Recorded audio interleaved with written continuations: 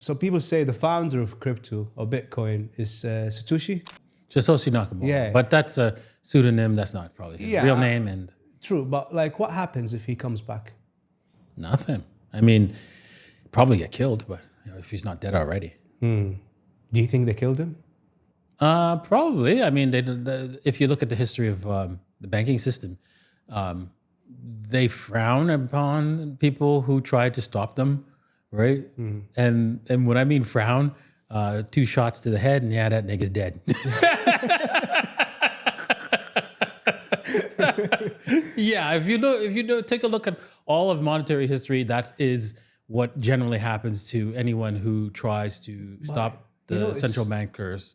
The guy on the $10 bill, I think his name is Andrew Jackson. That's it, Andrew Jackson. He got 2 rifles, two rifles in his belly, and they both misfired, right, from the assassin that was hired by the banking system. And then he went on to actually stop the second central bank of America. He's famous. He has a lot of famous quotes. For example, one of the famous quotes that I remember is that he was talking to the banker, and the banker said, "Listen, if you don't allow us to continue, our central bank will destroy 100,000 families." And he says, "If I allow you to continue, you'll destroy 1,000,000 families, and that will be on me. The 100,000 will be on you." Wow, that's powerful. Right? So there's a lot of he has a lot of famous quotes as he tried to end the central bank, the second central bank, and his final words when he died was, "I killed the banks." The banks are the most horrible thing here on the planet right now. In fact, did you know that right now banking is effectively around 67% of our economy, and it's just the moving of money? What? What? Yeah. Throughout all of history, the maximum it ever got to was 10%. Crazy. Yeah, something's wrong here. It's worse in Hong Kong. It's 86%. What? 86%? Yeah. Unreal. But let's say in hindsight, he come back, because it's actually fascinating when you think about it. The guy who created this asset, nobody knows about his whereabouts.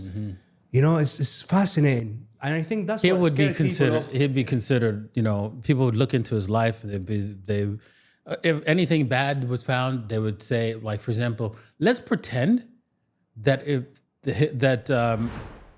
Satoshi Nakamoto was Hitler, that he survived, and he wrote Bitcoin.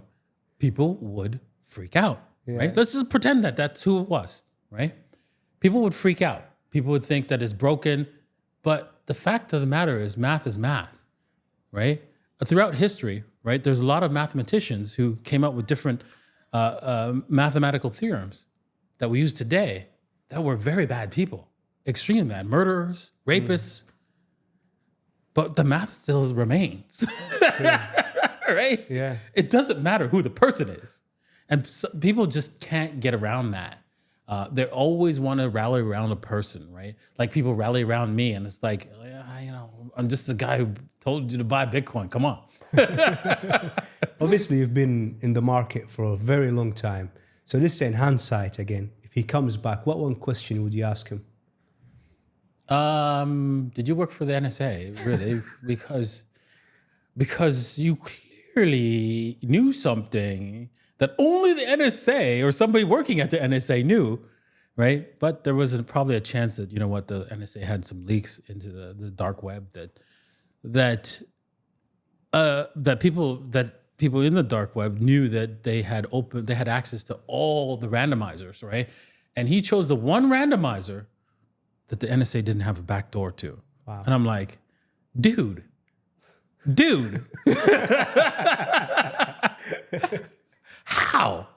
How did you guess that? If you did guess that and you didn't work for the NSA, you can't. There's no way you could have guessed that. Do you think Bitcoin would have achieved the same results if his identity were unknown? Yes, it would have. If his identity was known, it still would have, because math is math. Just a lot of people, there would have been a lot of turmoil. a lot of more volatility than we saw today. If he says something, it would be volatile. If he says something that people didn't like, prices would drop, right? If there was like controversy, like for example, when we had the Bitcoin fork, he was planning to extend the Bitcoin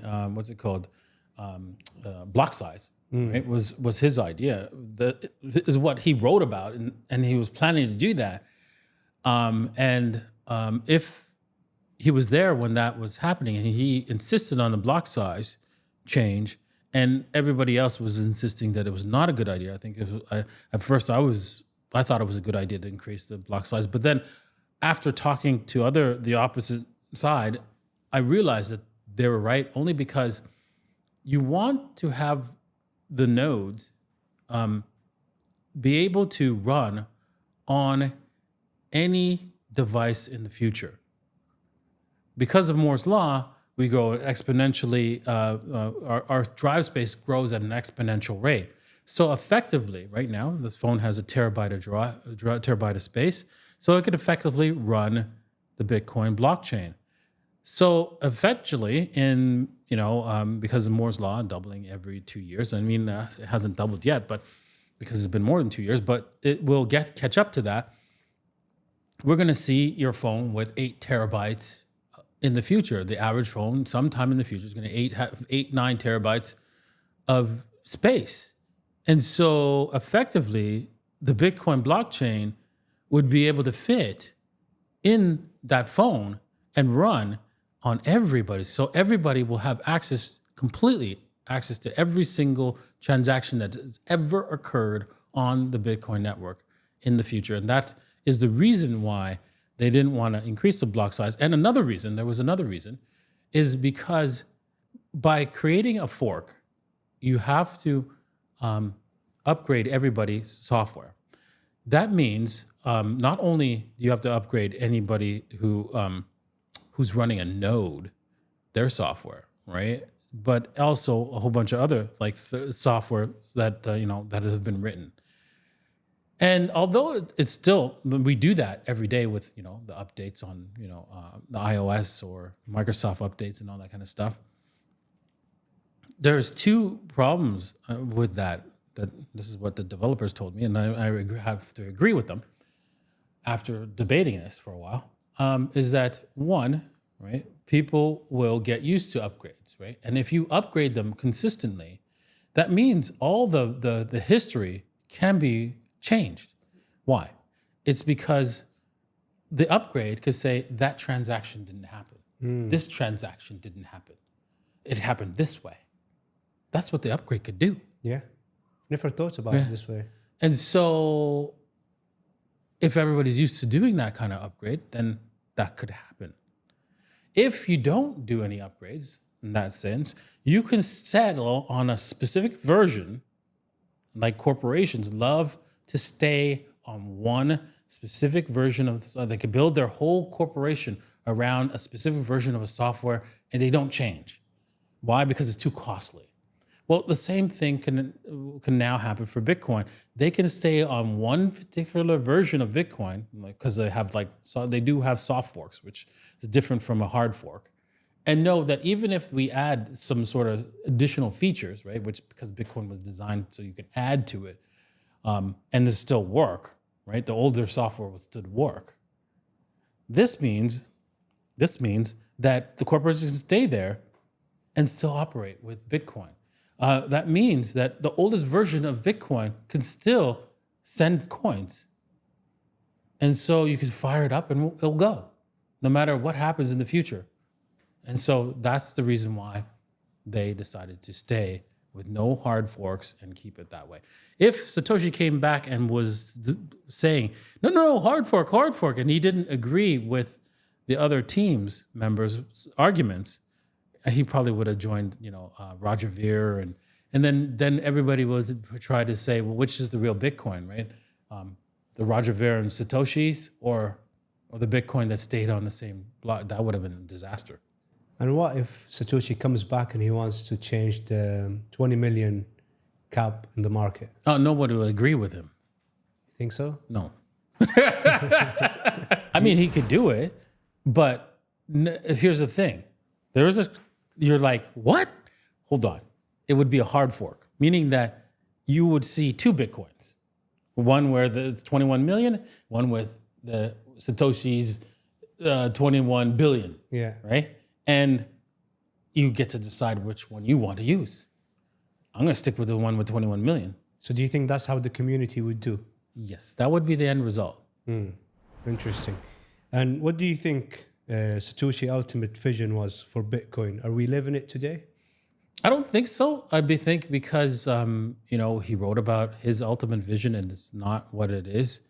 And it's okay. The reason why is because when you build something, you have a vision for it, and then the market says no. This is better. The market moves however the market want to move, right? Right? Yeah. Right? And so the market said, yeah, I know you wanted cash, but this is better. And it's better because a storage of wealth at a larger scale is much better because here's the thing. Most of the wealth here is stored in these buildings and stuff like that, houses that people don't really use for themselves. Why do they do that? Because they know inherently they can't store it in dollars or the local currency. So they store it in things, and things that could be used by somebody else in a more productive way. This is why we see housing crisis in Australia, housing crisis in America, is because people are buying beautiful homes and they're not using them. They're using it to store their wealth. And once we stop doing that and move it all to Bitcoin, all those assets get freed up to be used by people who actually can use them. And the wealth moves into an asset that actually increases their value, just like the house does.